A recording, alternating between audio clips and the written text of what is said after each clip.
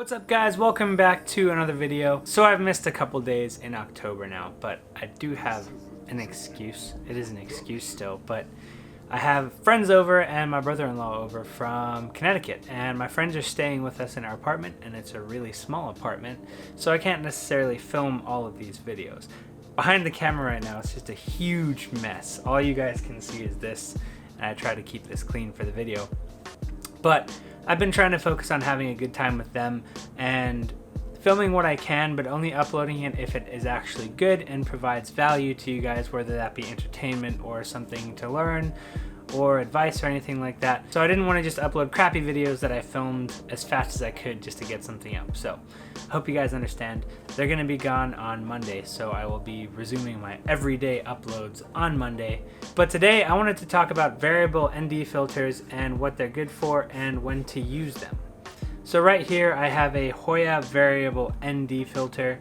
It is a, 77mm thread. What are these for?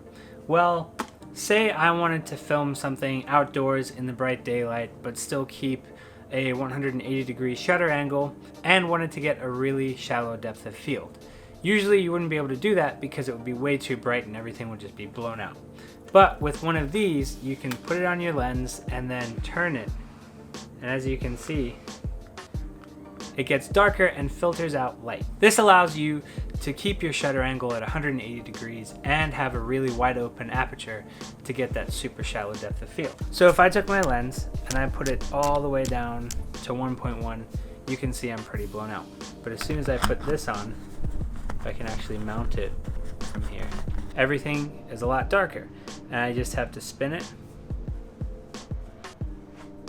And now we're perfectly exposed with a 1.1 aperture. So it's pretty useful if you want to get either super shallow depth of field while you're filming, or if you're doing photography, you can get that really long shutter speed for that super silky smooth flowing water. It lets you limit light in so that you can actually get a properly exposed shot.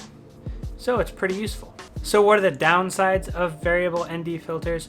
Well, some of them aren't that high quality and they'll either make your images less sharp or add a color cast to your image. This one I think has a slight color cast to it, if you can see there. So you just have to shop around and figure out which one you want to get. Usually the ones that cost more are obviously going to be better. This one is actually really good. Images maintain a pretty sharp quality and the color cast isn't as bad as others. I'll leave a link to it down in the description below if you'd like to check it out. The other annoying thing with variable ND filters is you have to fiddle with something on your lens all the time, and if you're changing environments and you need to take it off, you gotta be continuously taking it off, putting it on, taking it off, putting it on. So some people just like to adjust the shutter speed, and even though that can get you a more jarring image, it'll let you just run and gun a lot better than if you have to keep swapping out a variable ND filter. So it's up to you whether or not you want to use one. I suggest getting one and playing around with it and using it for what you can, because it's actually very, very handy and I think you'll get a lot of use out of it. Anyways, that's it for me today, guys. Leave a like if you enjoyed this video, dislike if you didn't. Subscribe to the channel to see more content like this, and I will see you in the next one. Peace.